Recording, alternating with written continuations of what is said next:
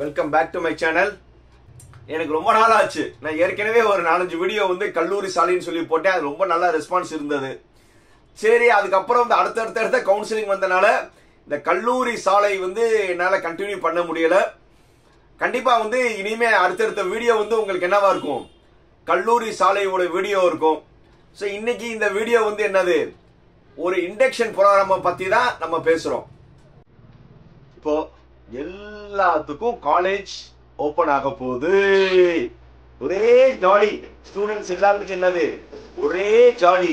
என்னது, ஸ்கூல் லைஃப்ல இருந்து காலேஜ் லைஃப்க்கு வர போயிட்டு இந்த தருணம் ஒவ்வொரு மாணவனுக்கும் ஒரு புது அனுபவமா இருக்கும். உண்மையிலே அவங்க வாழ்க்கையில நீங்க காலேஜோட முதல் நாள் கால் வைக்கிறீங்களே, அந்த நாள் உங்களுடைய வாழ்நாள் முழுவதும் ஞாபகம் இருக்கக்கூடிய நாளா இருக்கும். ஏன்னா இந்த காலேஜ் வாழ்க்கையில ஒரு காலேஜ்ல எல்லா தரப்பு மாணவ சமுதாயம் எல்லாமே இருக்கும். ஒரு கிராமத்திலிருந்து வரலாம், ஒரு டவுன்ல இருந்து வரலாம், ஒரு சிட்டில இருந்து வரலாம், எல்லா ரிலீஜியஸ்லயும் வரலாம். ஸோ அது ஒரு புது சங்கமமா இருக்கும். மேபி ஏன்னா அதர் ஸ்டேட்ல இருந்து கூட வரலாம். அந்த காலேஜ் வாழ்க்கை ஒரு புது அனுபவமா இருக்கும். ஏன்னா நிறைய பேர் 13வது படிக்க போறாங்களா இல்ல காலேஜ் படிக்க போறாங்களான்னு ஒவ்வொரு காலேஜுமே ஒவ்வொரு விதமா இருக்கும். 13வதா சொல்லும் போதே உங்களுக்கு என்னடா சார் இப்படி சொல்றாருன்னா, ஒரு சில காலேஜ் என்னது அப்படியே 12வதுல நீங்க ஸ்கூல்ல எப்படி இருந்தீங்களோ அதே மாதிரி 13வது 14 15 16 மறுபடியும் ஒரு 4 ஸ்டாண்டர்ட் இருக்கிற மாதிரி காலேஜஸ்லாம் இருக்கும் நினைச்சிட்டு நீங்க வரலாம். இல்ல காலேஜ் வாழ்க்கை பயங்கரமா இருக்கும் அப்படின்னு நினைச்சிட்டு வரலாம். ஸோ இந்த காலேஜ் வாழ்க்கை உங்க வாழ்நாள்ல மறக்க முடியாத நாளா இருக்கும். அதனால ஒவ்வொரு ஸ்டூடெண்ட்டும் ரொம்ப என்ஜாய் பண்ணுங்க. முதல்ல என்னுடைய வாழ்த்துக்கள் ஸ்கூல் லைஃப்ல இருந்து காலேஜ் லைஃப் போற அனைத்து மாணவ மாணவிகளுக்கு.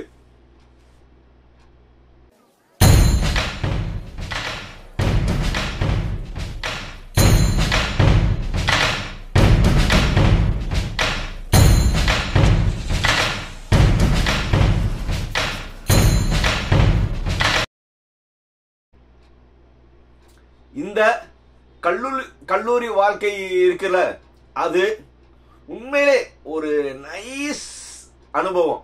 ஏன்னா உங்களுக்கு அந்த இடத்துல ஒரு இனம் புரியாத சந்தோஷங்கள் இருக்கும்.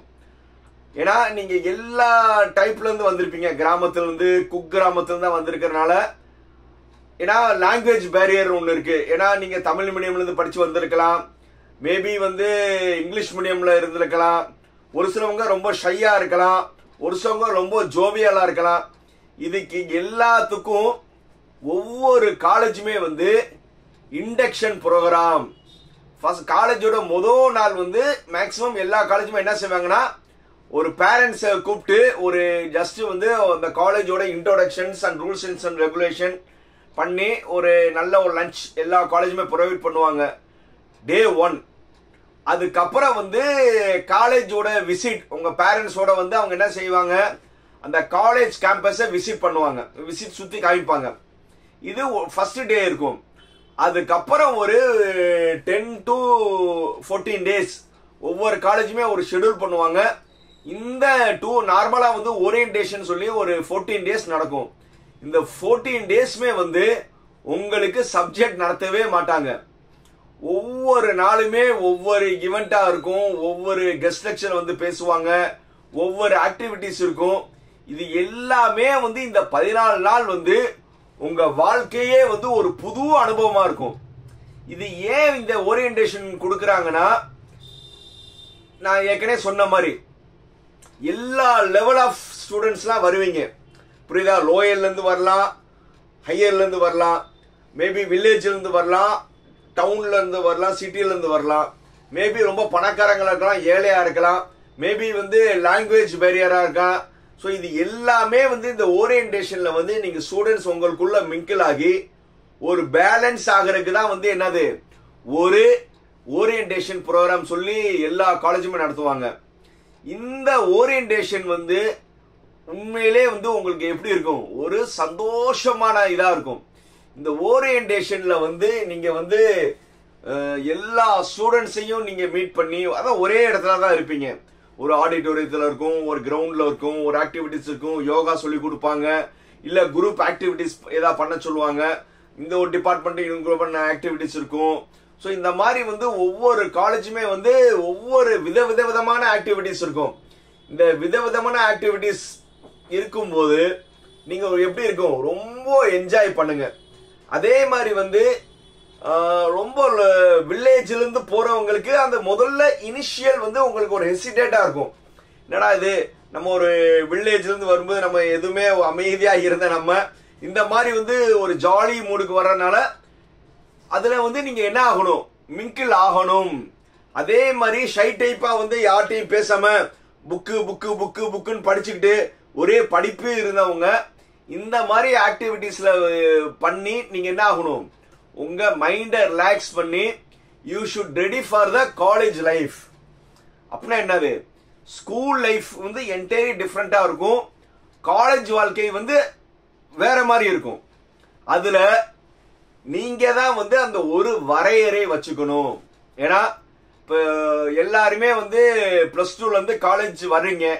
நான் வந்து எல்லா ஸ்டூடெண்ட்ஸ்க்கும் வந்து நான் என்ன சொல்றேன்னா, இருக்கிற எல்லா மாணவ மாணவிகளை வந்து நல்ல ஒரு ஃப்ரெண்ட்ஸா நினைங்க.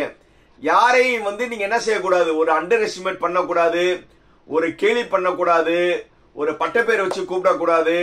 அவங்கள வந்து என்னது, ஏன்னா ஒரு வில்லேஜ் இருந்து வர்றவங்க ஒரு பெரிய சென்னை ஆர் கோயம்புத்தூர் லெவல்ல காலேஜ் வரும்போது அவங்களுக்கு என்னது ஒரு பய உணர்ச்சியில தான் இருப்பாங்க. அந்த பய உணர்ச்சியை வந்து நம்ம என்ன செய்யக்கூடாது, அவங்கள வந்து இன்னும் வந்து பயமுறுத்தக்கூடாது.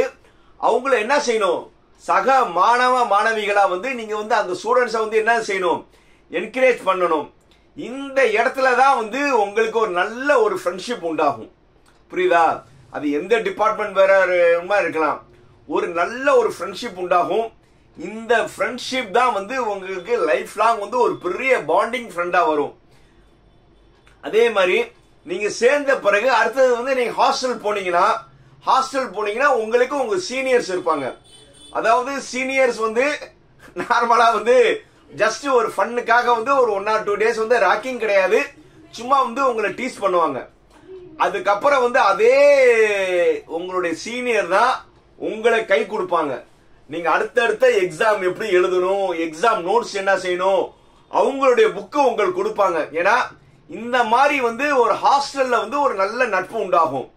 இந்த மாதிரி வந்து கொஞ்சம் வறுமையில இருக்கிறவங்க இந்த மாதிரி வந்து ஸ்டூடெண்ட்ஸ் கிட்ட வந்து நீங்க புக்கை வாங்கி படிங்க. ஏன்னா அதே மாதிரி கண்டிப்பா ஒரு ஹாஸ்டல் லைஃப்ல இருக்கும்போது உங்க சீனியர் வந்து உங்களுக்கு அவ்வளோ சப்போர்ட்டிவா இருப்பாங்க. முதல் 1 or 2 days வந்து சும்மா வந்து உங்களை ஃபன் பண்ணுவாங்க. அவங்க வந்து உங்களை ராக்கிங்லாம் பண்ண மாட்டாங்க, ஜஸ்ட் ஒரு ஃபன் பண்ணுவாங்க. அது ஃபன்னா எடுத்துக்கோங்க. அதுக்கப்புறம் வந்து அதே சீனியர்ஸ் அண்ணனோ அக்காவோ உங்களுக்கு வந்து உங்க கேரியரை டிசைட் பண்றவங்களா இருப்பாங்க. ஏன்னா நீங்க ஒரு எக்ஸாம் வந்து எப்படி படிக்கணும், ஒரு பிரசன்டேஷன் எப்படி பண்ணணும், ஒரு ஸ்டாஃப் கிட்ட எப்படி ஹேண்டில் பண்ணணும், இது எல்லாமே வந்து உங்களுடைய சீனியர்ஸ் கண்டிப்பா சொல்லி கொடுப்பாங்க.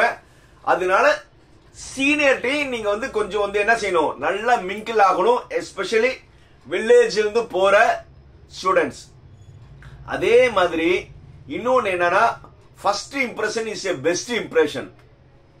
நீங்க கிளாஸ்ல வந்து எப்படி வந்து உங்க ஃபேக்கல்டி கிட்ட ஹேண்டில் பண்றீங்களோ அதுதான் அந்த 4 வருஷமே வந்து உங்களை பத்தி அந்த ஃபேக்கல்டி கிட்ட வர்ற இம்ப்ரெஷன். அதனால வந்து நீங்க ரொம்ப பொலைட்டா ஒபீடியன்ட்டா ஃபேக்கல்டி கிட்ட ஹேண்டில் பண்ணுங்க. உங்களுக்கு வந்து என்ன டவுட் இருந்தாலும் ஃபேக்கல்டி கிட்ட கேளுங்க. அதே மாதிரி வந்து உங்களுக்கு நிறைய ஏதாவது ஒரு புரியல ஒரு இதா மனுஷன் தைரியமா உங்க ஃபேக்கல்டி கிட்ட கேளுங்க. அப்படியும் இல்லையா தனியா வந்து அவங்க ஃபேக்கல்டி ரூம்ல போய் சார் எனக்கு புரியல, இது எனக்கு கொஞ்சம் எக்ஸ்பிளைன் பண்ணுங்கன்னா எல்லா ஃபேக்கல்ட்டியும் வந்து ஃப்ரெண்ட்லி மேனர்ல தான் உங்களை அப்ரோச் பண்ணுவாங்க. நீங்க வந்து ஃபேக்கல்ட்டியை பார்த்து அரட்டுறாங்கன்னு பயப்படாதீங்க. எல்லா ஃபேக்கல்ட்டியும் வந்து கண்டிப்பா வந்து என்னது ஹெல்ப் பண்ணுவாங்க. நீங்க வந்து இந்த இடத்துல வந்து அந்தந்த நேரத்துல வந்து அந்தந்த சந்தேகங்கள் கேட்டுட்டு நீங்க வந்து என்ன செய்யணும், நல்லா படிக்கணும். எல்லாருமே வந்து காலேஜ் சேர்ந்துட்டீங்க, இருந்தாலும் வந்து நீங்க யாருமே வந்து என்னது என்னோட அன்சப்ஸ்கிரைப் பண்ணாம கண்டினியூ பண்ணுவீங்க நம்புறேன். இதை பார்த்துருக்க பேரண்ட்ஸ் வந்து உங்க ஸ்டூடெண்ட்ஸுக்கு எல்லாத்துக்கும் நீங்க மொபைல் வாங்கி கொடுத்துருப்பீங்க, அவங்களையும் என்னை சப்ஸ்கிரைப் பண்ண சொல்லுங்க. ஏன்னா பேரண்ட்ஸ் எல்லாருமே என்னை சப்ஸ்கிரைப் பண்ணிருக்கீங்க, ஸ்டூடெண்ட்ஸ் வந்து சப்ஸ்கிரைப் பண்ணாம இருந்தீங்கன்னா இப்ப நீங்க உங்களோட காலேஜ் போறதுனால புது மொபைல் வந்திருக்கும். நிறைய வந்து உங்களுக்கான கேரியர் விஷயமா பேசியிருக்கேன், சப்ஸ்கிரைப் பண்ணிக்கலாம்ல, பண்ணுவீங்களே? Thank you. Like, comment, share, subscribe.